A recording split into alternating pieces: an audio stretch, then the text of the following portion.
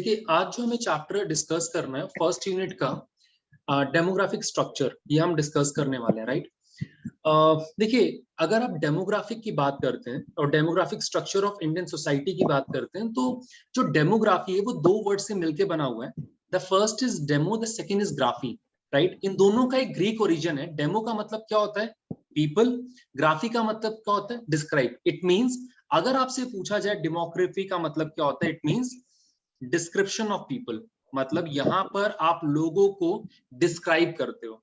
अद्रिजा, अगर मैं आपसे पूछूं कि लोगों को आप कैसे कैसे डिस्क्राइब कर सकते हो, आप कैसे डिस्क्राइब करोगे लोगों को? बोलो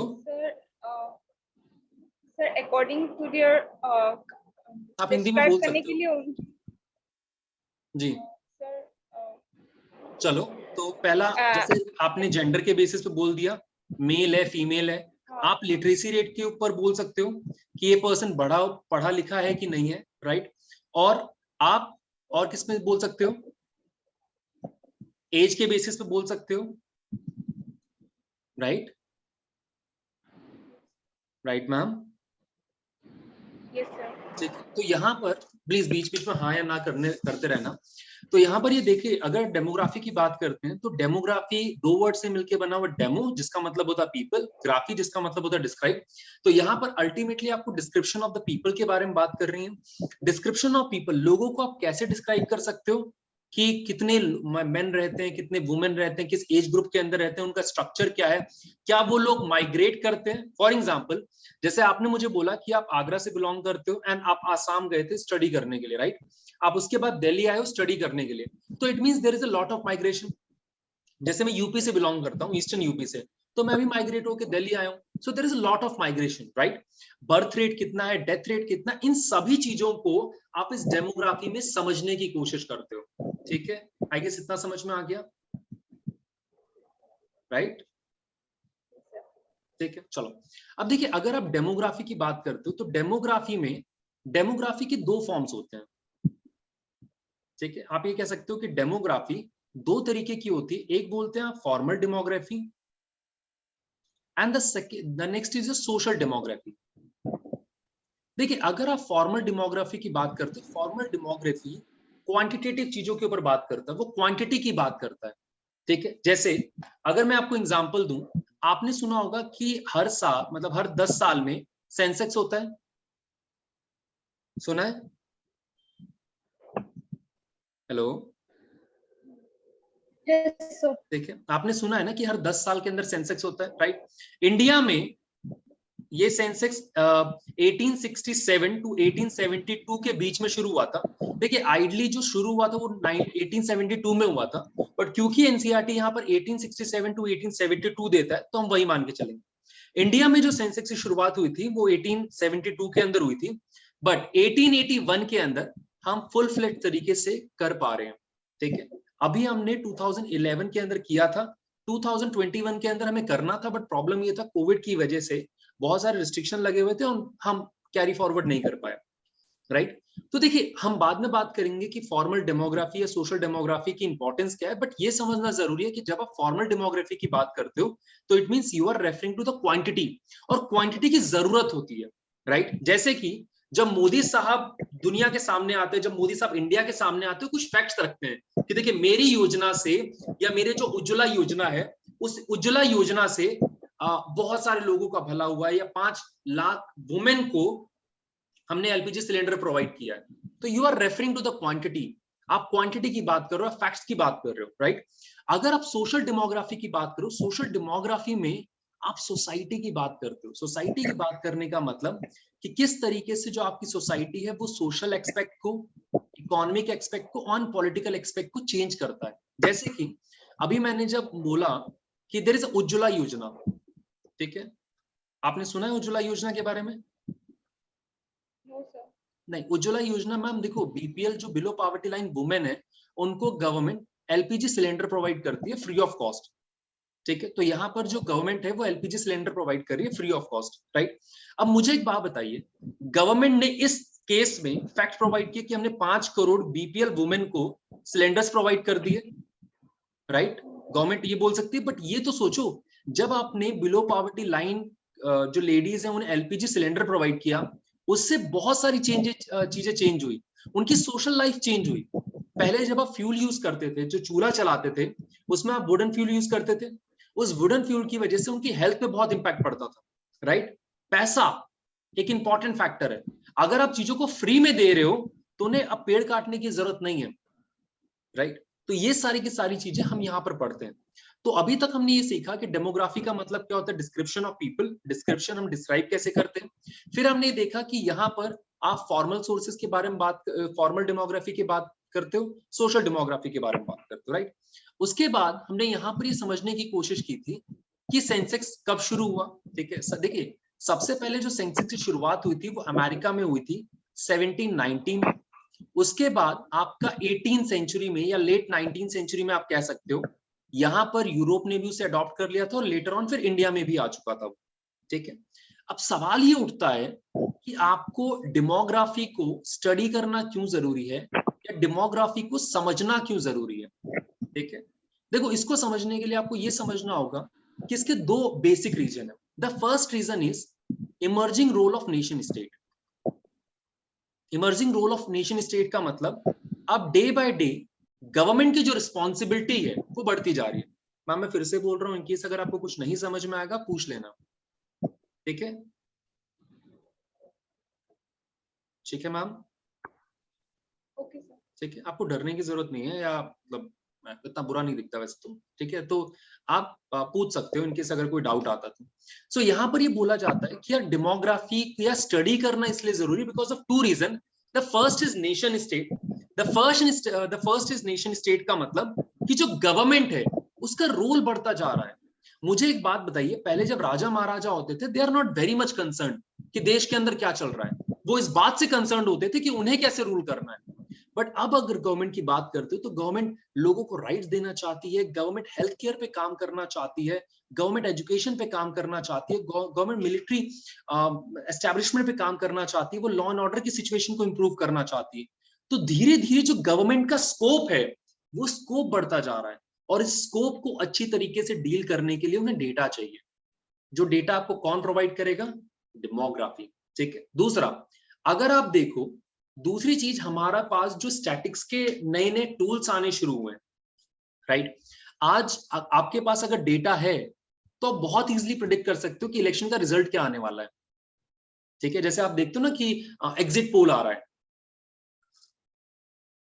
तो एग्जिट पोल क्या दिखाता है, वो डेटा कलेक्ट करते हैं, डेटा कलेक्ट करने के बाद वो लोगों को बता देते हैं कि इसका मतलब ये है या ये पार्टी जीत रही है।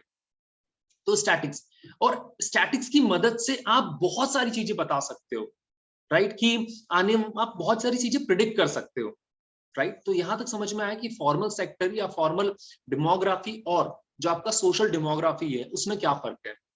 ठीक है, आई गेस इतना समझ में आ गया होगा, राइट।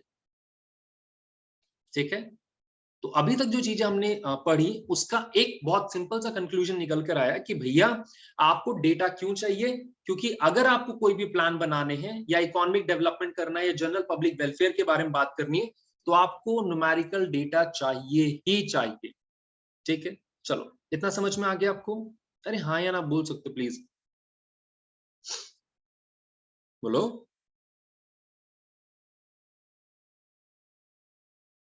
Yes sir. ठीक है, चलिए अब देखिए नेक्स्ट चीज जो यहाँ पर हमें समझने की जरूरत है कि जब आप डेटा की बात करते हैं या जब आप फॉर्मल डेमोग्राफी की बात करते हैं, सोशल डेमोग्राफी की बात करते हैं, सवाल ये उठता है क्या ये जो formal demography and social demography है, ठीक है, अगर मैं इसको यहाँ पे लिखूं, फॉर्मल डेमोग्राफी है जिसमें आप डेटा कलेक्ट कर रहे हो, या जो सोशल डेमोग्राफी है क्या वो इंटरलिंक्ड है।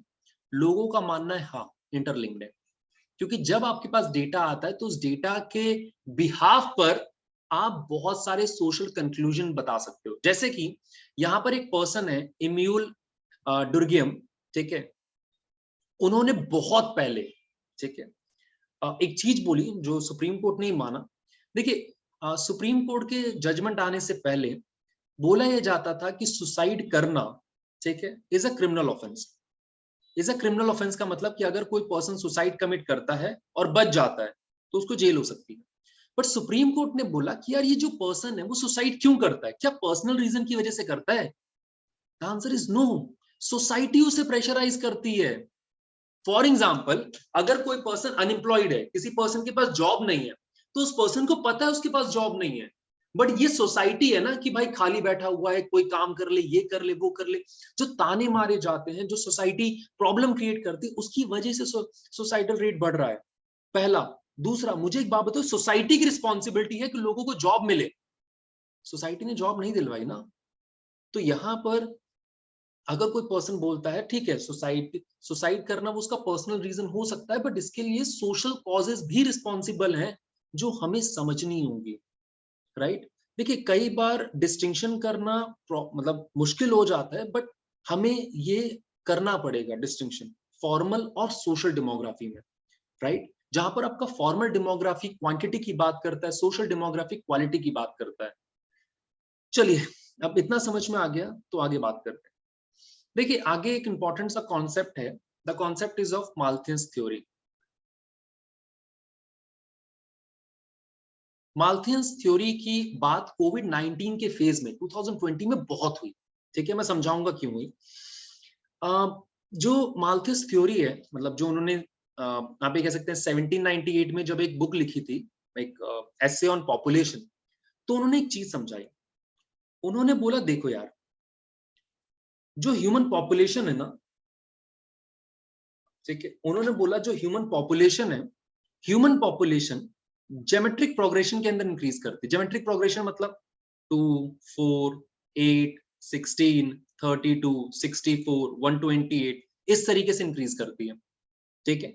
बट अगर आप प्रोडक्शन की बात करते हो, प्रोडक्शन का मतलब अगर आप एग्रीकल्चर प्रोडक्शन की बात करते हो, वो अर्थमेटिक प्रोग्रेशन में इंक्रीज करती है, कुछ ऐसे, ठीक है। अर्थमेटिक प्रोग्रेशन में इंक्रीज करने का मतलब 2, 4, 6, 8 इस तरीके से, राइट, वो इस तरीके से इंक्रीज कर रहा है ना। माल्थस थ्योरी ने एक बात बोली कि जब तक, ठीक है, एक सेकंड में दूसरे कलर से शो करता हूं। उन्होंने एक बात बोली कि अगर ये आपका पॉपुलेशन एक्सप्लोजन वाला है, ठीक है, और ये आपका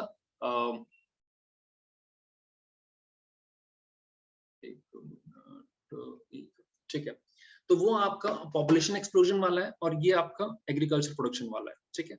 नाउ, अब यार यहां पर एक बात बोली गई, उन्होंने बोला कि जब तक आपका जो प्रोडक्शन का ग्रोथ है, ठीक है, आपका जब तक ये जो प्रोडक्शन हो रहा है एग्रीकल्चर प्रोडक्शन, जब तक ये पॉपुलेशन ग्रोथ से ज्यादा है तब तक हर एक चीज सही है, मतलब इस वाले एरिया में हर एक चीज सही है। बट जैसे ही, क्योंकि आपकी जो पॉपुलेशन है वो ज्योमेट्रिक प्रोग्रेशन के अंदर इंक्रीज हो रही है, तो जैसे ही वो इसको क्रॉस करेगी, प्रॉब्लम बढ़नी शुरू हो जाएगी, ठीक है ना। प्रॉब्लम क्यों बढ़ेगी? प्रॉब्लम बढ़ेगी क्योंकि आपकी पॉपुलेशन बढ़ रही है, बट आपके पास रिसोर्सेज नहीं है, आपके पास फूड नहीं है, जिसकी वजह से 2-3 कंडीशन आएंगी। पहली आएगी पावर्टी, द फर्स्ट थिंग जो यहां पर आएगी दैट इज गरीबी, ठीक है। तो पहली चीज क्या आएगी? गरीबी। और जब गरीबी होगा तो उस गरीबी की वजह से स्टारवेशन होगा, ठीक है। स्टारवेशन का मतलब लोग भूखे मरेंगे और जिसकी वजह से डेथ होगी, राइट। उन्होंने वही चीज बोली कि अगर आप ह्यूमन सिविलाइजेशन में प्रॉस्पेरिटी चाहते हो तो आपको ह्यूमन पॉपुलेशन को बढ़ने से रोकना होगा, राइट। और आप ह्यूमन पॉपुलेशन को बढ़ने से 2 तरीके से रोक सकते हो। पहला, प्रिवेंटिव चेक। प्रिवेंटिव चेक का मतलब आपको जो ह्यूमन है उसे खुद अपनी पॉपुलेशन को रोकना चाहिए, कॉन्ट्रासेप्टिव यूज करने चाहिए, पोस्ट मैरिज कर मतलब जो डिलेड मैरिज है वो करनी चाहिए, तो ये सब चीजें करनी चाहिए। Otherwise there will be a positive check. ना, अ पॉजिटिव चेक का मतलब क्या होता है? जो कोविड के टाइम पे बोला गया कि भैया जिस तरीके से आपने नेचर को परेशान किया है, जिस तरीके से आपने नेचर को डिस्टर्ब करने की कोशिश की, क्लाइमेट को चेंज किया, नेचर अपना बदला ले रहा है। तो उस टाइम पे लोग माल्थस की थ्योरी को इसलिए यूज करते, इसलिए बताते थे क्योंकि माल्थस ने बोला था कि अगर आपने पॉपुलेशन को कंट्रोल नहीं किया, अगर आपका जो एग्रीकल्चर प्रोडक्शन है, आपके मतलब आपका जो पॉपुलेशन एक्सप्लोजन है या पॉपुलेशन रेट है, अगर वो एग्रीकल्चर प्रोडक्शन को सरपास कर गया तो प्रॉब्लम्स होगी, स्टारवेशन होगा, पॉवर्टी होगी। और इस टाइम पे नेचर बदला लेगा। नेचर कैसे बदला लेगा? In the form of famine, in the form of diseases, right. तो नेचर यहां पर बदला लेगा। So in order to avoid this you have to make a balance between the food supply and increasing population. आपको वो करना ही पड़ेगा, ठीक है। देखो बहुत सालों तक माल्थस की थ्योरी को सही माना गया, ठीक है, एंड माल्थस की थ्योरी को आज भी मतलब बहुत सारे लोग अप्रिशिएट करते हैं, सही मानते हैं, बट इसका कुछ क्रिटिसिज्म था। कई लोगों ने इसको गलत साबित किया, कई लोगों ने इसको क्रिटिसाइज किया। क्रिटिसाइज क्यों किया?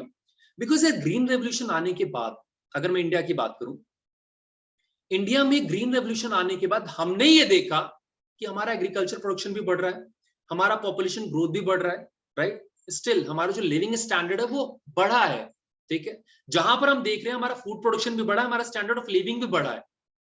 तो यार अगर आप ये कह रहे हो कि पॉपुलेशन बढ़ने की वजह से पॉवर्टी आएगी, वो तो गलत है ना।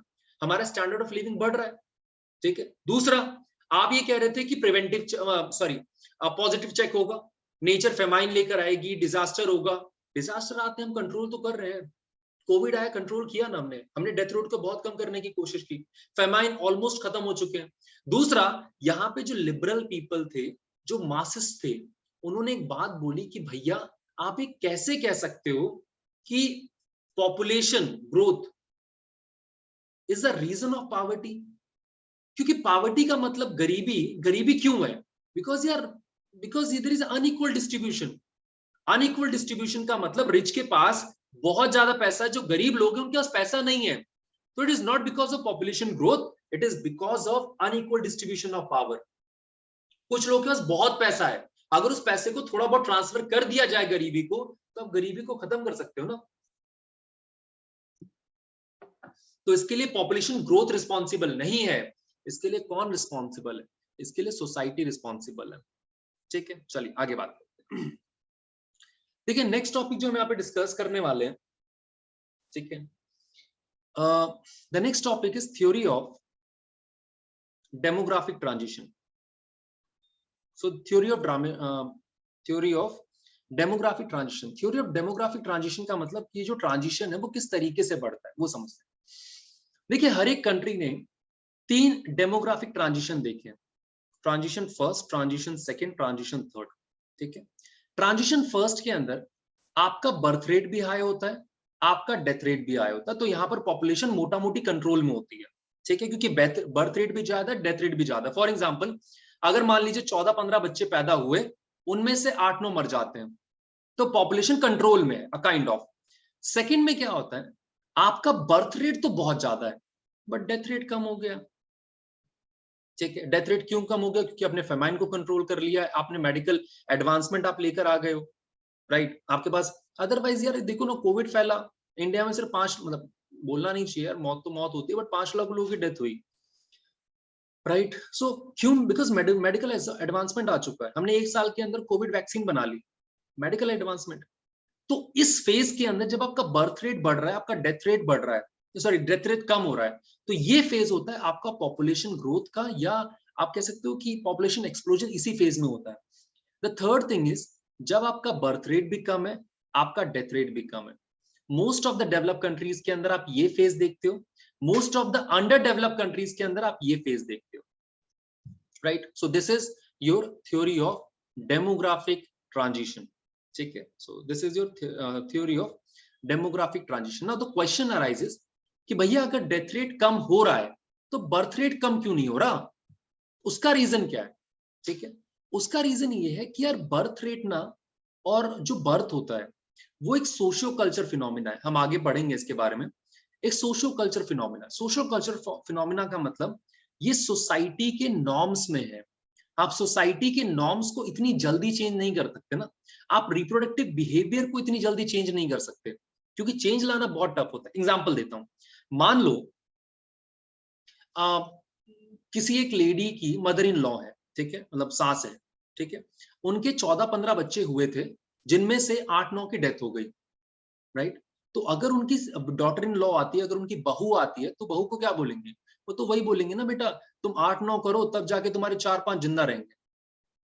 हो सकता है कि मेडिकल एडवांसमेंट इतना हो जाता है कि 8-9 पैदा करते हैं और 8-9 जिंदा रह जाए, बट वो जो डर है, वो जो खौफ है, वो बहुत लंबे टाइम तक चलता है, राइट। तो इसीलिए बोला जाता है कि अगर मोर्टेलिटी रेट भी कम हो जाता है, अगर इनफैंट मोर्टेलिटी रेट कम होती है, मैटरनल मोर्टेलिटी रेट कम होती है, स्टिल आप ये देखते हो कि ये जो फेज है वो ट्रांजिशन फेज है, वो ट्रांजिशन फेज बहुत टफ होता है, राइट। आई होप इतना समझ में आ गया होगा आप लोग को। और ये हर कंट्री में हुआ है, ऐसा नहीं है कि सिर्फ इंडिया एक्सेप्शन, ठीक है। चलिए देखिए, नेक्स्ट हम बात करते हैं कुछ इंपॉर्टेंट कॉन्सेप्ट की, इंपॉर्टेंट टर्म्स की। द फर्स्ट टर्म जो हम यहाँ पे पढ़ने वाले हैं that is birth rate. Birth rate का मतलब क्या होता है? Total number of live birth, ठीक है, पर 1000 पॉपुलेशन। मतलब बर्थ रेट का मतलब नंबर 1000 अगर पॉपुलेशन है तो उस 1000 पॉपुलेशन में कितने बच्चों की बर्थ हुआ है, कितने बच्चों का बर्थ हुआ है, right. Same with death rate. Death rate ये बताता है कितने लोगों की डेथ हुई है अगर आपकी जो पॉपुलेशन है वो 1000 है तो, ठीक है ना। देखिए अब आपको ये कैसे पता बर्थ रेट कितना है, डेथ रेट क्योंकि कितना है, क्योंकि बहुत सारी कंट्रीज के अंदर ये बोला गया है कि आपको ये जो बर्थ रेट है, मतलब अगर कोई बच्चा पैदा होता है तो आपको गवर्नमेंट के पास लिखवाना है कि हाँ बच्चा पैदा हुआ है। अगर किसी पर्सन की डेथ होती है तो आपको डेथ सर्टिफिकेट चाहिए होता है, तभी आपका वोटर आईडी कार्ड से, आधार कार्ड से नाम हटेगा। तो ये गवर्नमेंट के रूल्स एंड रेगुलेशंस में, एंड इंडिया में भी है, ठीक है। चलिए देखिए, नेक्स्ट हम बात करने वाले हैं, this is important, the rate of natural increase और the growth rate of population. देखिए जब आप ग्रोथ रेट ऑफ पॉपुलेशन की बात करते हो, ठीक है, so sorry for the bad hand writing, growth rate of population की बात करते हो तो यहां पर आपका birth rate minus death rate is your growth rate of population, right. अगर ये दोनों सेम हो जाते हैं, मतलब दो लोग पैदा हो रहे हैं और दो लोगों की डेथ हो रही है, तो इट सिंपली मींस आपने अपनी इकोनॉमी को स्टेबलाइज कर दिया है और आप रिप्लेसमेंट लेवल तक पहुंच चुके हो। रिप्लेसमेंट लेवल का मतलब क्या होता है? जब बोला ये गया था, आप लोगों ने बहुत पहले कैंपेन सुना था, राइट, जो 1950s या 1970s में चला था कि हम दो हमारे दो। इट मींस आप उस रिप्लेसमेंट लेवल की बात कर रहे थे कि दो जो पेरेंट्स हैं, राइट, मम्मा और पापा हैं, अगर उनके दो बच्चे होते हैं तो इनके मरने के बाद वो दो लोग सोसाइटी में आ चुके हैं, तो इट मींस ये जो दो नए लोग हैं उन्होंने पुराने दो लोगों को रिप्लेस कर दिया है, ठीक है। तो यहाँ पर वही चीज समझाने की कोशिश की, the new generation to replace the older one, that is the dying out. अगर आपका, ये याद रखना, और बहुत सारी कंट्री ये फेस भी कर रही है, अगर आपका बर्थ रेट डेथ रेट से कम है, फॉर एग्जाम्पल अगर आपका बर्थ रेट डेथ रेट से कम है, इट सिंपली मींस आप नेगेटिव ग्रोथ रेट में जा रहे हो।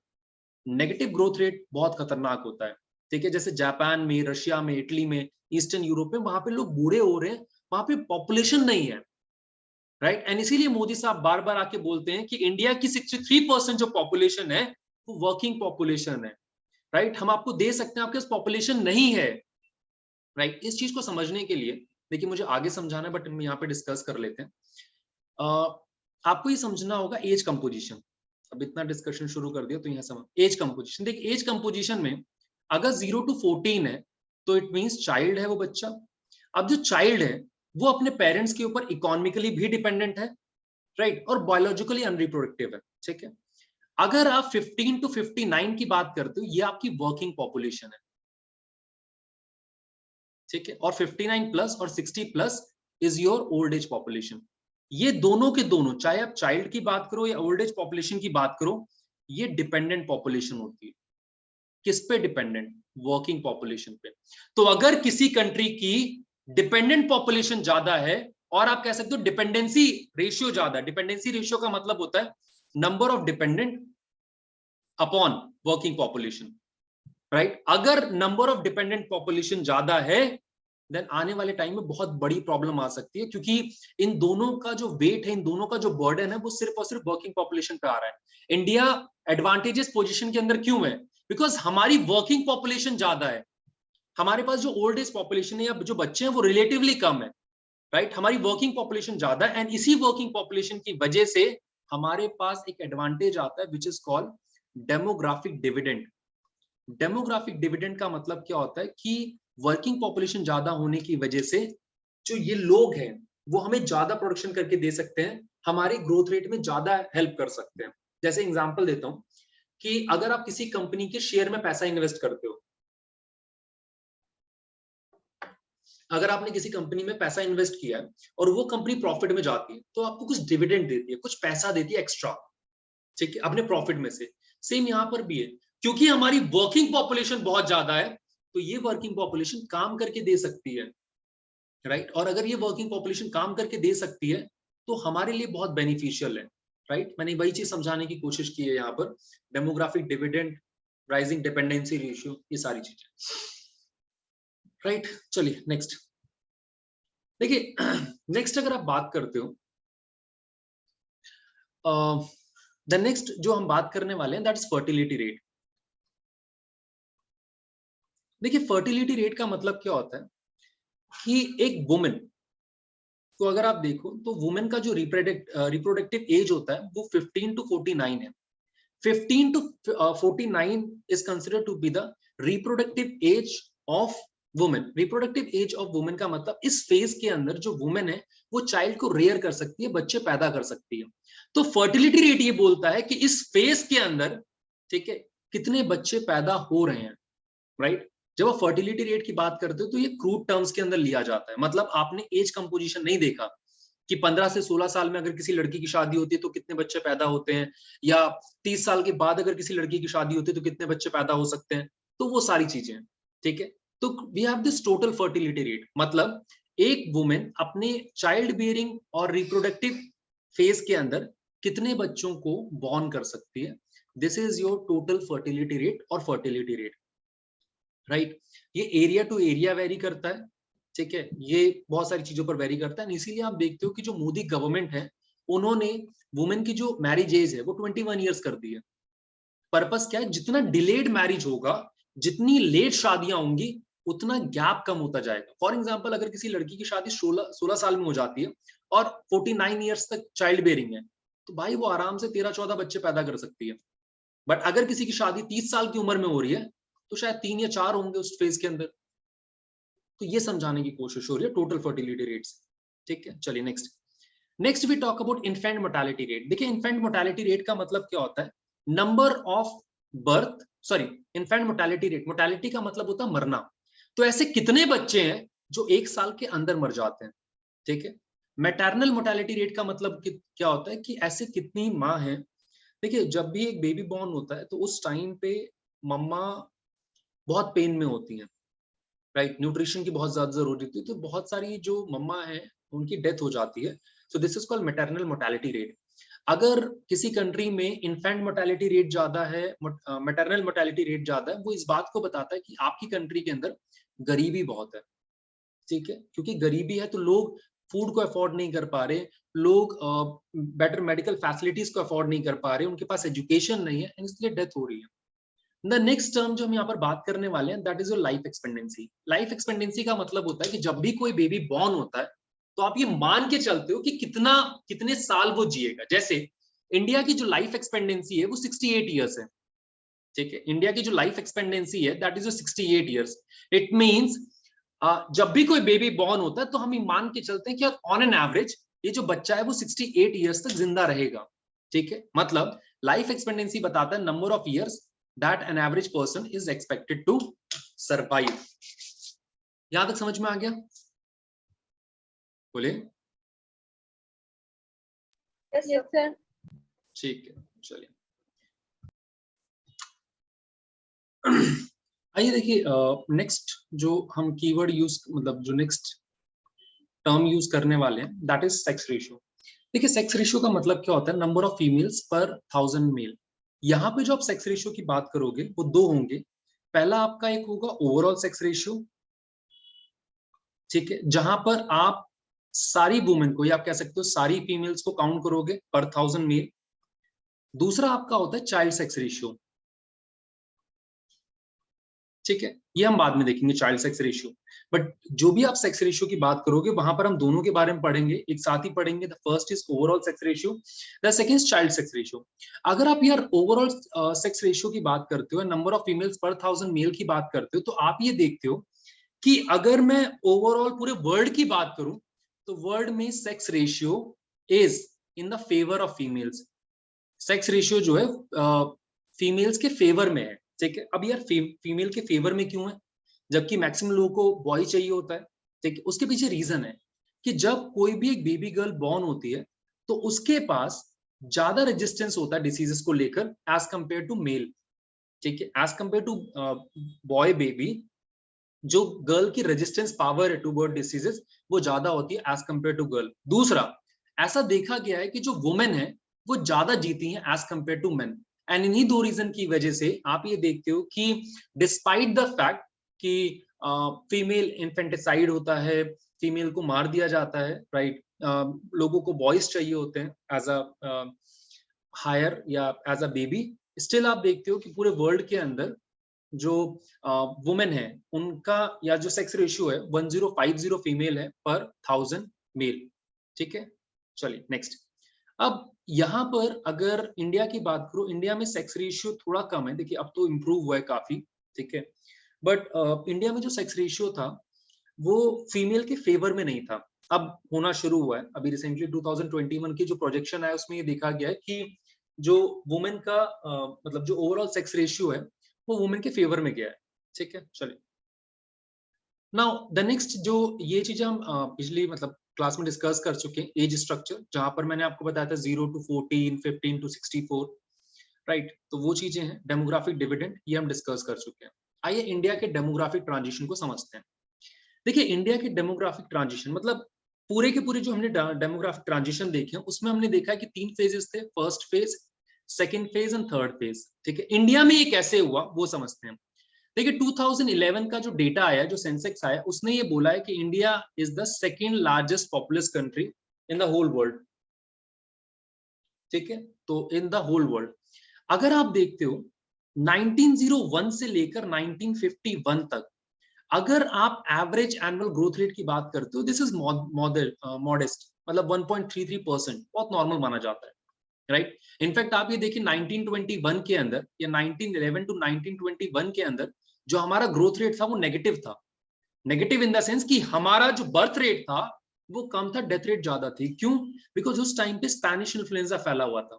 उस स्पेनिश इन्फ्लुएंजा की वजह से इंडिया की पूरी 5% पॉपुलेशन वो खत्म हो गई थी, राइट। तो अपने आप में एक बहुत बड़ा नंबर है 5% पॉपुलेशन का खत्म हो जाना, राइट। चलिए अब अगर मैं 1931 के बाद बात करूं तो 1931 के बाद आपका बर्थ रेट भी इंक्रीज होना शुरू हुआ, आपका डेथ रेट भी इंक्रीज होना शुरू हुआ। बट 1951 के बाद जब ब्रिटिशर यहाँ पे चले गए तो आपका बर्थ रेट बढ़ा था, डेथ रेट कम हुआ था, क्योंकि जो इंडिपेंडेंट गवर्नमेंट है उन्होंने आप ये कह सकते हैं कि मेडिकल फैसिलिटीज पे बाकी चीजों पर काफी पैसा खर्च किया था। क्योंकि उन्होंने काफी पैसा खर्च किया था, पेंडेमिक को रोकने की कोशिश की थी उन्होंने, जो आप ये कह सकते हैं कि जो फेमाइंस था उसको कंट्रोल करने की कोशिश की थी। एंड इसीलिए देखा गया कि आपका बर्थ रेट तो इंक्रीज हुआ है बट डेथ रेट कम हुआ है। क्यों? बिकॉज मेडिकल फैसिलिटीज हैं, फेमाइन कम हो रहे हैं, एपिडेमिक कम हो रहा है, जो स्पेनिश इन्फ्लुएंजा फैला हुआ था वो उसको रोका गया काइंड ऑफ। ठीक है, तो यहाँ पर वही चीज समझाने की कोशिश की है। इनफैक्ट आप ये देखिए ना, कोविड 19 जो इतना डेंजरस वायरस था हमने उसको कंट्रोल कर लिया। ठीक है, तो वो सब चीजें हैं। 1994 में एक छोटा सा मतलब सूरत में प्लेग फैला था पर उससे बहुत ज्यादा डिजास्टर नहीं हुआ था, राइट। आई गेस इतना समझ में आ गया होगा। नेक्स्ट, अब देखिए एक टर्म जो यहाँ पर हमें समझना है, that is related to famine. ठीक है, अब सवाल ये उठता है कि जब आप फेमाइन की बात करते हो, फेमाइन का मतलब वो अकाल पड़ना। ठीक है, अब अकाल पड़ने की वजह से जो मोर्टेलिटी है, जो डेथ है वो बढ़ती है। क्यों बढ़ती है? बिकॉज अगर फेमाइन आता है, फेमाइन का मतलब there is a shortage of food. So if there is a shortage of food तो बहुत सारे लोग अफोर्ड नहीं कर पाएंगे, बहुत सारे लोग स्टारवेशन की वजह से, पावर्टी की वजह से उनकी डेथ हो जाएगी, राइट। एंड इनफैक्ट मतलब कुछ लोगों का मानना भी है, इनफैक्ट अमर्त्य सेन है, उनका मानना ये है कि यार आप सिर्फ और सिर्फ फेमाइन को रिस्पॉन्सिबल नहीं ठहरा सकते ना, क्योंकि आपको हमेशा 3A पे काम करना होगा। 3A पे का मतलब अगर फूड अवेलेबल होना चाहिए जो फेमाइन के केस में नहीं होता, दूसरा एक्सेसिबल होना चाहिए, अगर फूड है बट आपके पास नहीं है तो उस फूड का क्या फायदा। ठीक है, एंड अफोर्डेबल होना चाहिए। सो अमर्त्य सेन ने बोला है कि भाई ये जो फूड ग्रेन प्रोडक्शन के अंदर कमी आती है, जो फेमाइन की आप बात कर रहे हो, ये फेमाइन लाइक सिचुएशन, ये जो पावर्टी है, जो मैल नरिशमेंट है, वो सिर्फ इसलिए नहीं है कि फूड अवेलेबल नहीं है, वो इसलिए भी हो सकता है बिकॉज लोग खरीदने की कैपेसिटी ना रखते हो। राइट, तो वो भी एक प्रॉब्लम है। बट देखिए, क्योंकि आपका जो मीन्स ऑफ कम्युनिकेशन है, जो ट्रांसपोर्टेशन सिस्टम, वो भी इम्प्रूव हुआ है। कोविड-19 के फेज के अंदर जब सब कुछ बंद था, ठीक है, जब ट्रक्स आने बंद हो गए थे, देन इंडियन गवर्नमेंट ने एक शेषनाग नाम की ट्रेन चलाई थी। उस शेषनाग ट्रेन की जो लेंथ थी वो 3 किलोमीटर थी, और ये गुड्स ट्रेन थी सामान पहुंचाने के लिए। मीन्स ऑफ ट्रांसपोर्टेशन इंप्रूव हो गया है, ठीक है। एंड लोगों को वो अफोर्डेबिलिटी फैक्टर लाने के लिए कि लोग स्टारवेशन से बचाने के लिए भैया उनके पास कुछ खाने को हो, एक स्कीम भी आई थी विच is called MNREGA, Mahatma Gandhi national rural employment guarantee act, जहां पर गवर्नमेंट आपको 100 डेज ऑफ एम्प्लॉयमेंट देने की बात बोलती है, और अगर इन केस गवर्नमेंट फेल हो जाती है देन वो आपको अनएम्प्लॉयमेंट अलाउंसेस देगी, राइट। चलिए नेक्स्ट। अब देखिए, मैंने फिर वही चीज बोली थी आपको कि birth is a socio culture phenomena, जो मैं आपको पहले समझा चुका हूँ, राइट। नेक्स्ट। अब यहाँ पर एक चीज आप देखो कि जो टोटल फर्टिलिटी रेट है, ठीक है, जो मैं आपको ऑलरेडी समझा चुका हूँ कि एक फेज के अंदर, ठीक है, एक रिप्रोडक्टिव एज के अंदर एक वुमन कितने बच्चों को बॉर्न करती है। आइडली, ठीक है, आइडली इट शुड बी 2.1 जो रिप्लेसमेंट लेवल है, ठीक है, कि हर एक पेरेंट के 2 बच्चे होने चाहिए, राइट। तो 2.1 का एवरेज है। कुछ जगहों पर जैसे आंध्र प्रदेश हो गया, हिमाचल हो गया, पंजाब है, तमिलनाडु है, वेस्ट बंगाल है, वहां पर जो टोटल फर्टिलिटी रेट है वो 1.7 है। मतलब नेशनल एवरेज जो 2.1 होना चाहिए वहां से कम है, राइट। और अगर आप कुछ और स्टेट की बात करते हो जैसे बिहार, मध्य प्रदेश, राजस्थान, उत्तर प्रदेश, वहां पे टोटल फर्टिलिटी रेट जो नेशनल फर्टिलिटी रेट है उससे बहुत ज्यादा है, मतलब 3.3, 2.8, 2.7, 3.1, राइट। और अगर आप बर्थ रेट की बात करते हो, इंडिया का जो बर्थ रेट है वो 22.4 है, ठीक है। बट अगर आप उत्तर प्रदेश की बात करते हो 26 के आसपास, राइट। आने वाले टाइम में बोला जाता है कि 2041 तक इन दोनों स्टेट में 50% तक पॉपुलेशन रहेगी इंडिया की। मतलब इंडिया के सारी पॉपुलेशन को एक साइड कर लो, राइट, मतलब इन दो स्टेट को छोड़कर बाकी स्टेट में 50% पॉपुलेशन रहेगी, 50% पॉपुलेशन 2 स्टेट के अंदर रहेगी, राइट। तो ये अपने आप में एक बहुत, मतलब आप ये कह सकते हो कि काफी सीरियस इशू है, और यूपी एंड बिहार के लोगों को सोचना चाहिए कि हम किस डायरेक्शन में मूव कर रहे हैं, ठीक है। चलिए देखिए, देन यहां पर जो नेक्स्ट हम डिस्कस करने वाले हैं that is age structure.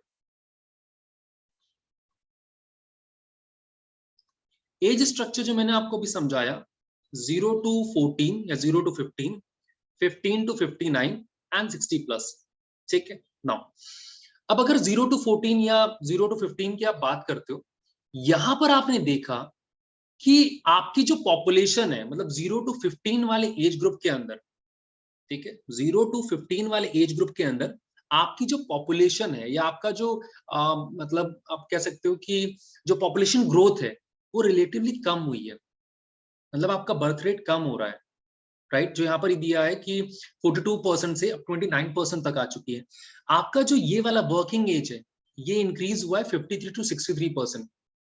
And इसीलिए बोलते हैं मोदी साहब जाकर कि देखिए इंडिया की 63% जो पॉपुलेशन है वो वर्किंग एज में आती है। हमारे पास एक बहुत बड़ा डेमोग्राफिक डिविडेंड है, हमारे पास एक बहुत बड़ी फौज है जो आपको सर्विसेज प्रोवाइड कर सकती है, जो आपको लेबर प्रोवाइड कर सकती है, राइट। नाउ यहां पर जो है, यहां पर भी 5 से, पहले 5 था अब 7% पहुंच गया है, मतलब अब वो इंक्रीज हुआ है, ठीक है। आने वाले टाइम में क्योंकि आपकी ये पॉपुलेशन कम हो रही है, ये पॉपुलेशन यहां शिफ्ट होगी, तो आने वाले टाइम में इंडिया के लिए प्रॉब्लम आने वाली है। एंड इसीलिए बोला जाता है जो अभी 5% है, ठीक है, आने वाले टाइम में वो 2026 तक 12% होने वाला, मतलब हमारी जो डिविडेंड पॉपुलेशन है या जो हमारी ओल्ड एज पॉपुलेशन है वो इंक्रीज होने वाली है। और अगर ओल्ड एज पॉपुलेशन इंक्रीज होगी तो वर्किंग पॉपुलेशन के ऊपर बर्डन पड़ेगा, और अगर वर्किंग पॉपुलेशन के ऊपर बर्डन पड़ेगा तो प्रॉब्लम आएगी, राइट। दूसरा, अगर आप केरला की बात करते हो, केरला में जो डेमोग्राफिक या पॉपुलेशन पिरामिड आपको देखने को मिल रहा है वो डेवलप कंट्रीज जैसा है। क्यों? बिकॉज वहां पे नेगेटिव ग्रोथ रेट है,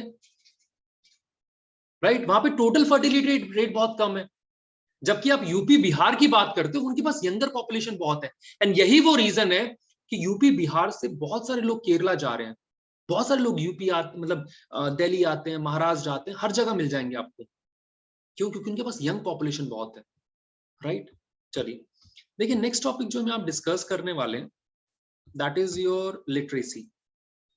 ठीक है, या पहले सेक्स रेशियो का ही बचा वाला पार्ट कर लेते हैं, राइट?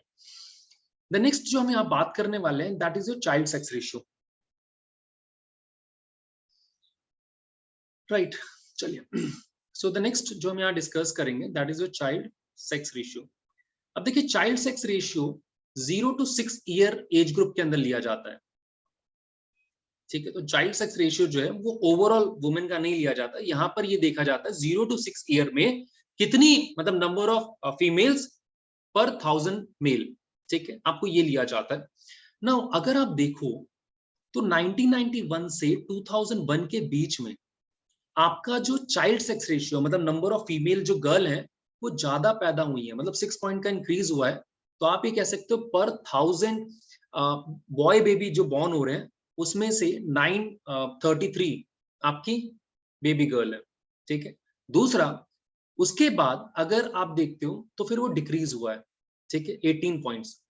2011 की अगर आप बात करो तो फिर से वो डिक्रीज हुआ है, और इस टाइम पे जो चाइल्ड सेक्स रेशियो है वो 919 है, जो बहुत कम है, ठीक है?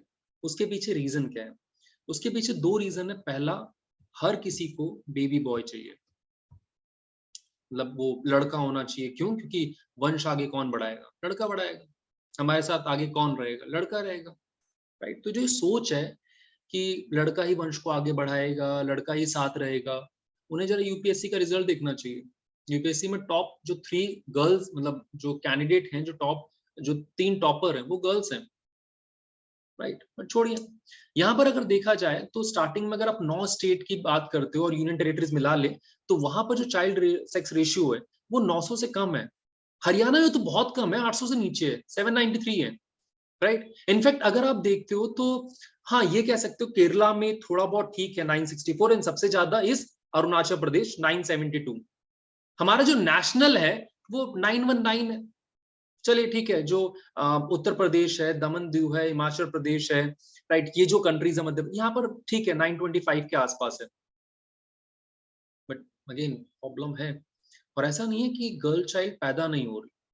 साइंटिस्ट बोलते हैं या जो सोशलिस्ट हैं वो बोलते हैं कि हाँ पैदा हो रही हैं, but it is because of differential treatment, ठीक है? अब देखो यार, पहले ये बोलते थे ना कि चाइल्ड सेक्स रेशियो कम क्यों हो रहा है, बिकॉज मैटरनल मोर्टेलिटी है, राइट? बट सवाल ये उठता है कि जब आपका एडवांसमेंट आ चुका है मेडिकल टेक्नोलॉजी के अंदर, जब मेडिकल टेक्नोलॉजी इंप्रूव हो चुकी है तो आपके मैटरनल मोर्टेलिटी तो कम हो गया ना, न्यूट्रिशन भी अच्छा मिल रहा है। इट मींस ना ही मेडिकल फैसिलिटी को आप ब्लेम कर सकते हो, ना ही मतलब आप ये कह सकते हो कि डिसीजेस की वजह से ऐसा हो रहा है। This is because of differential treatment जो आप गर्ल चाइल्ड के साथ करते हो, राइट? और लोग बोलते हैं कि यार गर्ल चाइल्ड के साथ ये क्यों होता है, because of 2 reason. The first is dowry, कि वो दहेज देना पड़ता है, राइट? दूसरा जो बोला जाता है कि वो अगेन लोगों को बॉय चाहिए या गर्ल नहीं चाहिए, वंशज कौन आगे बढ़ाएगा, राइट? तो डाउरी की बात हो रही है। या फिर कई बार बोलते हैं कि जो लोग इलिटरेट है ना, जो लोग पढ़े लिखे नहीं है, वो ऐसा करते हैं, राइट? उनको इंपॉर्टेंस नहीं पता गर्ल चाइल्ड और बॉय चाइल्ड में। एनसीईआरटी बताती है कि अगर आप चाइल्ड सेक्स रेशियो निकालते हो तो जो रूरल एरियाज हैं वहां पर ज्यादा better condition as compare to the urban areas. क्यों? बिकॉज अर्बन एरियाज में लोगों को 1 या 2 बच्चे चाहिए होते हैं, तो दे प्रीफर कि बॉय हो। अदरवाइज जो richer section of the society के लोग हैं, उनके पास पैसा है, इवन तो this is a social bad practice, but ठीक है, पैसा है, उनकी लिटरेसी रेट भी है, बट स्टिल वहां पे सेम चीज है जो यहाँ पर लिखा हुआ है कि आप ये बोलते हो पॉवर्टी इग्नोरेंस की वजह से या डाउरी की वजह से। जो रिचर सेक्शन ऑफ सोसाइटी के लोग हैं वहां तो दोनों है ना, तो अगर दोनों है तो फिर क्यों नहीं है? Again that's a problem, right? ना उसके अलावा देखा यह जाता है कि यार सेक्स रेशियो को अफेक्ट करने के लिए जो आप ये कह सकते हो कि सेक्स सिलेक्टिव अबॉर्शंस होते हैं, फीमेल इन्फेंटिसाइड होता है, राइट? और जब से ये सोनोग्राम टेक्नोलॉजी आई थी, मतलब जो अल्ट्रासाउंड, सॉरी, जो एक्सरे से या अल्ट्रासाउंड टेक्नोलॉजी से आप पहले ही पता लगा लेते हो कि बॉय है गर्ल है, उसका बहुत मतलब डिसएडवांटेज तरीके से यूज किया जा रहा है। इवन गवर्नमेंट जब से स्कीम लेकर आई है प्री नेटल वाला, ठीक है, सो यहाँ पर एक रूल है which is called prenatal diagnostic technique. It is a crime. आप नहीं पता लगा सकते कि जो कोक में बच्चा है वो मेल है या फीमेल है। अभी रणवीर सिंह की एक मूवी आई थी ना, आई गेस, पता नहीं मुझे नाम याद नहीं है, बट हाँ वो भी इसी के ऊपर था, ठीक है। तो वही चीज समझाने की कोशिश की जा रही है। गवर्नमेंट को इन सब चीजों के ऊपर सोचने की जरूरत है। आपने बना तो दिया, आपने मिसयूज को रोकने के लिए 1996 के अंदर बनाया, 2003 के अंदर उसको और स्ट्रॉन्ग किया, मोदी गवर्नमेंट आने के बाद आपने बेटी बचाओ बेटी पढ़ाओ इन सब चीजों को शुरू किया है, बट अगेन सेम चीज की कितना इंप्लीमेंट कर पा रहे हो, सोचने वाला इशू है। चलिए आइए लिटरेसी रेट की बात करते हैं। देखिए पढ़ाई क्यों इंपॉर्टेंट है, आप सभी को पता है, क्योंकि जो लिटरेसी है वो एक नॉलेज पावर की तरह देखी जाती है। आप अगर घर में लिटरेट हो तो आपकी इज्जत होती है, क्यों, पढ़ा लिखा इंसान है भाई, इससे सजेशन लेना चाहिए, राइट। जब कंट्री इंडिपेंडेंट हुई थी तो हमारी 16% लिटरेसी रेट थी। आज अगर हम 74% लिटरेसी रेट पहुंच गए, मतलब 2/3 से हमारी ज्यादा हो गई, तो प्राउड का इशू है। बट इंडिया की लिटरेसी रेट की डेफिनेशन क्या है, anyone above the age of 7 who can read and write in any one language, ठीक है। उसमें भी अगर देखें तो जो वुमेन की लिटरेसी रेट है वो 16.3%, मतलब कम है as compare to men. But यहाँ पर जो फीमेल लिटरेसी की ग्रोथ है वो ज्यादा है। अब ये ग्रोथ क्यों ज्यादा, उसका एक रीजन है। देखिए आप लोगों ने भी सोशियो पढ़ी है, मैंने भी सोशियो पढ़ी है, राइट, या मैं भी सोशियो पढ़ा रहा हूँ। अगर सोशियो को जो जो पढ़ रहे हैं, अगर मैं इसको पढ़ता हूँ और आप इसको पढ़ते हो, दोनों में डिफरेंस है। क्यों, बिकॉज आप बेस से शुरू कर रहे हो, आपके लिए हर एक चीज नई है, मेरे लिए नहीं ना, मुझे तो सेम ही चीज रिपीट करनी है।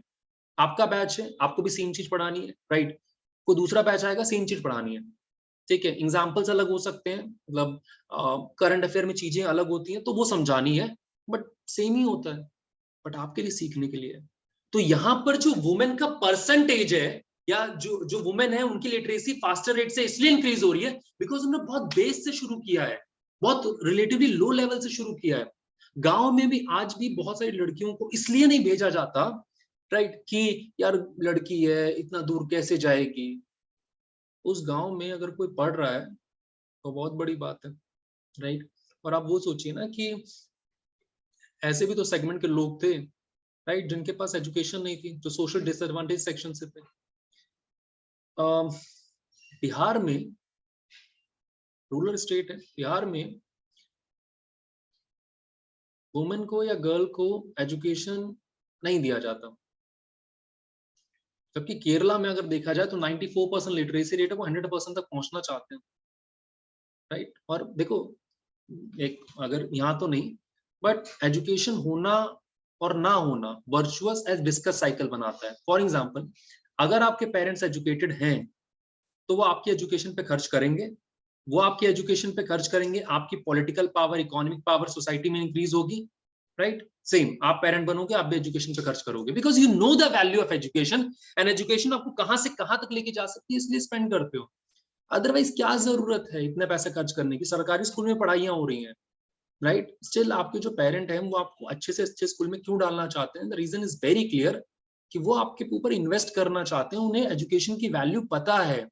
जबकि अगर मैं एक रिक्शे वाले की बात करूं, वो अपने एज अ पेरेंट वो अपने बच्चों के एजुकेशन पे खर्च नहीं करता। वो ये कहता, भाई तू 15 साल का हो गया, एक काम कर, एक ई रिक्शा और ले ले, चलाना शुरू कर, राइट, कुछ पैसे घर में आएंगे, because it does not know the value of education, उसको नहीं पता। एंड सेम उसका बेटा भी जब पेरेंट बनेगा वो भी सेम काम करेगा, राइट, एजुकेशन। चलिए आइए नेक्स्ट टॉपिक जो पढ़ते हैं, बस खत्म होने वाला है, that is rural and urban differences. देखिए इंडिया में, और ये तो यूपीएससी में क्वेश्चन पूछा गया था, इंडिया में 13.2% जो पॉपुलेशन है वो अर्बन पॉपुलेशन है। मतलब इंडिया में आज भी मोर देन 68% जो पॉपुलेशन है वो रूरल एरियाज के अंदर रहती है, जो एक बड़ा नंबर है, ठीक है।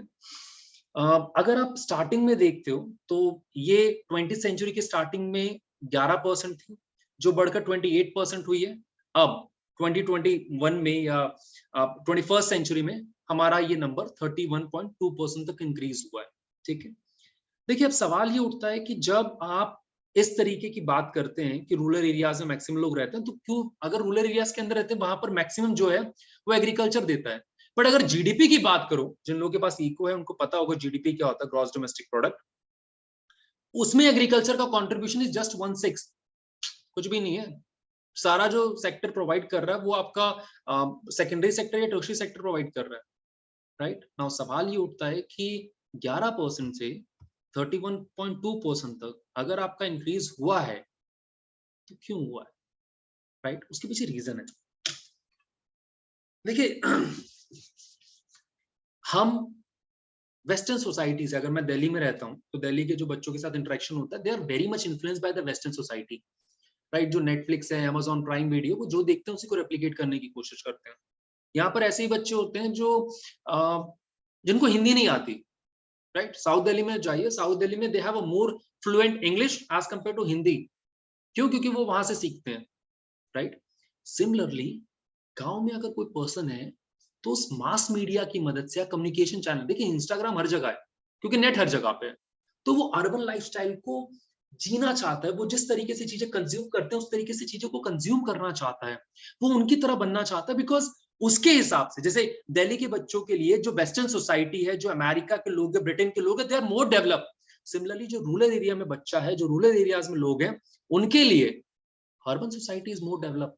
तो इसीलिए वो मास मीडिया की मदद से वो इमेजेस वहां तक पहुंचती हैं, नए आइडियाज, नए एस्पिरेशन क्रिएट होते हैं। तो आप ये कह सकते हो कि मास मीडिया ने वो ब्रिज खत्म कर दिया। जैसे मैं एग्जांपल देता हूँ, जब मैं गांव जाता हूँ तो वहां पर बहुत सारे ऐसे बच्चे होते हैं जो गॉगल्स लगाकर, फटी हुई जीन्स, मतलब सॉरी टू से वो फैशन ही है, फटी हुई जीन्स पहनकर इधर उधर घूम रहे होते हैं, राइट। सेम तरीके से इंस्टाग्राम पे रील बना रहे होते हैं, जबकि शायद क्या होता है क्या नहीं होता पता नहीं, राइट। तो वही चीज समझाने की कोशिश की कि मास मीडिया ने, या जो ये ट्रांसपोर्टेशन सिस्टम है, उसने ये ब्रिज खत्म कर दिया है, राइट। और कई लोगों के लिए जो अर्बन एरिया है वो एक मैग्नेट की तरह काम करता है। मैग्नेट क्यों? अपॉर्चुनिटीज के लिए। लोगों को लगता है यार कहीं नहीं तो शहर में जॉब मिल ही जाएगी। आज भी हमारे गांव से अगर गांव में किसी को जॉब नहीं मिलती या कुछ कमाता नहीं है तो ही वाज लाइक मैं दिल्ली मुंबई जाऊंगा, ठीक है। क्यों? बिकॉज वहां पे यार कुछ ना कुछ तो कर ही लूंगा, कुछ ना कुछ तो जॉब मिल जाएगी। और प्रॉब्लम और बढ़ रही है क्योंकि देखिए जो रिच लैंडलॉर्ड्स हैं, जो बड़े किसान हैं, जितनी भी चीजें कल तक फ्री में अवेलेबल थी, चाहे वो पॉन्ड हो, राइट, चाहे वो फॉरेस्ट हो, राइट, चाहे वो ग्रेजिंग ग्राउंड हो, उन सभी को इंक्रोच कर लिया उन्होंने। करना क्या है भाई, दादागिरी तो चलती है। उन्होंने क्या किया, उन्होंने जो लेट्स सपोज की जो ग्रेजिंग ग्राउंड्स है उसको इंक्रोच कर लिया ना, मतलब चार दीवारी बना ली, लड़ लो जिसको लड़ना है, इतना पैसा क्या ही कर लोगे तुम, राइट। तो जो चीज अदरवाइज आपको फ्री में मिल रही थी, अब उन सब चीजों के लिए यू हैव टू पे। तो भाई अगर मुझे पहले मान लो ये चीजें फ्री मिल रही थी, राइट, तो मेरा बजट कम था, अब इन चीजों के लिए पे करना तो बजट बढ़ गया ना, मुझे एक्स्ट्रा पैसा चाहिए, मैं उस गांव में सरवाइव नहीं कर सकता, तो for greater opportunity I move to the urban areas. दूसरा, शहर, जैसे मैं गांव से, मतलब नॉर्मली गांव से बिलोंग करता हूँ, तो गांव में सबसे अच्छी चीज होती है ट्रस्ट। आप सामने वाले पर्सन पे ट्रस्ट करते हो, ठीक है, और वो भी आपके ऊपर ट्रस्ट करते हो बिकॉज आप जनरेशन से जानते हो। शहर में ऐसा नहीं। कोशिश की कि शहर के अंदर एक रिलेटिव एनोनिमिटी होती है, मतलब मुझे फर्क नहीं पड़ता, मैं मेट्रो से ट्रैवल करता हूँ, मुझे नहीं फर्क पड़ता मेरे बगल में कौन बैठा हुआ है, राइट। मैं जिस रेस्टोरेंट में खाता हूँ मुझे नहीं फर्क पड़ता मेरी बगल वाली टेबल पे SC ST का कैटेगरी का बैठा हुआ है, ब्राह्मण बैठा हुआ, मुझे नहीं फर्क पड़ता, राइट। मुझे नहीं फर्क पड़ता कि जिन बच्चों को मैं पढ़ा रहा हूँ किस कैटेगरी से बिलोंग करते हैं, या उनको फर्क नहीं पड़ता कि मैं ब्राह्मण हूँ, शेड्यूल कास्ट हूँ, शेड्यूल ट्राइब हूँ, क्या हूँ। पर जो गांव के लोग होते हैं उन्हें इन सब चीजों से फर्क पड़ता है, राइट। उन्हें फर्क पड़ता है कि हमारे बगल में जो पर्सन बैठा है वो शेड्यूल कास्ट का है, शेड्यूल ट्राइब का है, ब्राह्मण का है, कौन है। तो जो राइट, तो यहाँ पर जो लोग हैं वो ऐसी जगह पे जाना चाहते हैं जहां पर उनकी खुद की कोई आइडेंटिटी, मतलब उनकी खुद की आइडेंटिटी से उन्हें पहचाना ना जाए कि वो शेड्यूल कास्ट है, शेड्यूल ट्राइब है, क्या है। एंड इसीलिए रीजन देखा जाता है कि जो मेट्रोपॉलिटिस होते हैं, मतलब जो मेट्रो सिटीज होती हैं, वो लोगों को बहुत ज्यादा अट्रैक्ट करती हैं, राइट। इंडिया में अगर आप देखते हैं तो इंडिया में 5161 टाउन्स हैं, सिटीज हैं, राइट। और मैक्सिमम जो पॉपुलेशन है, या आप कह सकते हो जो 2/3 पॉपुलेशन है, वो इन 27 बिग सिटीज के अंदर रहती है। इनफैक्ट आज भी जो मास मीडिया है, जो जितने भी न्यूज़पेपर वाले हैं, जो जितने भी लोग हैं, उन सभी का main focus is your cities. Delhi में क्या हो रहा है, जामिया में क्या हो रहा है, जहांगीरपुरी में क्या हो रहा है, जेएनयू में क्या हो रहा है, लाल मतलब रेड फोर्ट पे क्या हो रहा है, पूरा वर्ल्ड देखता है। बट गांव में क्या हो रहा है किसी को फर्क नहीं पड़ता।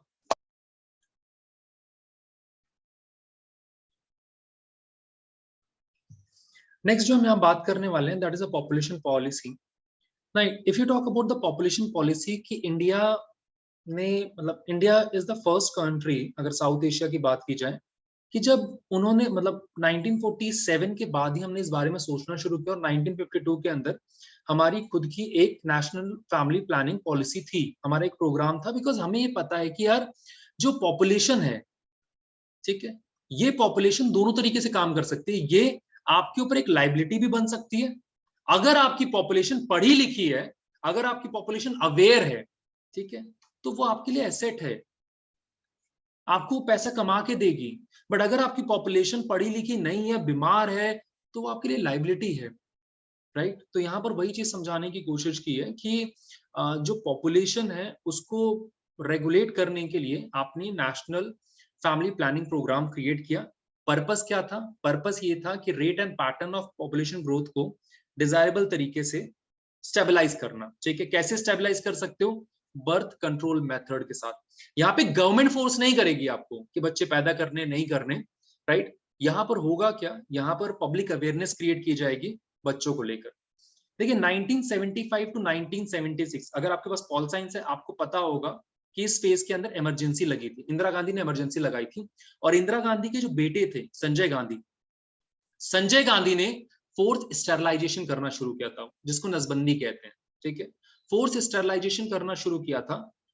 इमरजेंसी के टाइम पे आपके कोई भी जो गवर्नमेंट के रूल्स एंड रेगुलेशंस थे वो फॉलो नहीं हो रहे थे, वहां पर सिर्फ अपना ही रूल चल रहा था उस टाइम पे, राइट। कोई लीगल प्रोसेस नहीं था। एंड यहाँ पर they call for the mass sterilisation, right, कि जो चाहे मेल हो चाहे फीमेल हो, बच्चा ही ना पैदा कर पाए, जिसको लेकर आने वाले टाइम में बहुत ज्यादा प्रोटेस्ट भी हुए। क्योंकि यार देखो, इंडिया में ना देयर इज अ माइंडसेट कि बच्चे भगवान का रूप होते हैं, तो आन दो, ठीक है, अगर भगवान ने गिफ्ट दिया है तो उसको मारना नहीं चाहिए। बट यहाँ पर जो संजय गांधी, उन्होंने फोर्स स्टेरलाइजेशन करना शुरू किया था, जिसकी वजह से एक बहुत बड़ा ह्यूमन क्राइम मचा था सोसाइटी के अंदर। ठीक है, देखिए नेक्स्ट अगर आप बात करते हो तो यहाँ पर जो नेशनल फैमिली प्लानिंग प्रोग्राम था, उसका बाद में नाम चेंज करके नेशनल फैमिली वेलफेयर प्रोग्राम कर दिया गया।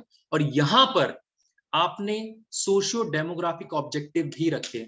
सोशियो डेमोग्राफिक ऑब्जेक्टिव का मतलब कि किस एरिया में कितनी जरूरत है। जैसे अगर केरला ने अपनी पॉपुलेशन को कंट्रोल किया है, वहां पे टोटल फर्टिलिटी रेट कम है, तो वहां पे फोकस मत करो ना, यूपी में फोकस करो, बिहार में फोकस करो, जहां पर पॉपुलेशन बहुत ज्यादा है, right. And later on national population policy बनाई गई थी 2000 के अंदर, एंड उसको फिर थोड़ा सा रिवाइज किया गया था 2017 के अंदर, जो यहाँ पर एक दिया भी है बॉक्स में। देखिए बहुत टेक्निकल लैंग्वेज के अंदर दिया है, तो पूछेंगे नहीं, आपको जस्ट एक बार रीड करना है, ठीक है, क्योंकि आज तक पेपर में नहीं पूछा, सीबीएसई में तो एनटीए क्यों पूछेगा, राइट। तो this is all about the chapter जो हमें पता होना चाहिए, राइट। नेशनल पॉपुलेशन, ये यहाँ पर कुछ 2017 की चीजें दी हुई हैं, राइट, क्या क्या चीजें होनी चाहिए, जैसे हेल्थ इंफ्रास्ट्रक्चर को इंक्रीज करना है, हेल्थ एक्सपेंडिचर को इंक्रीज करना है।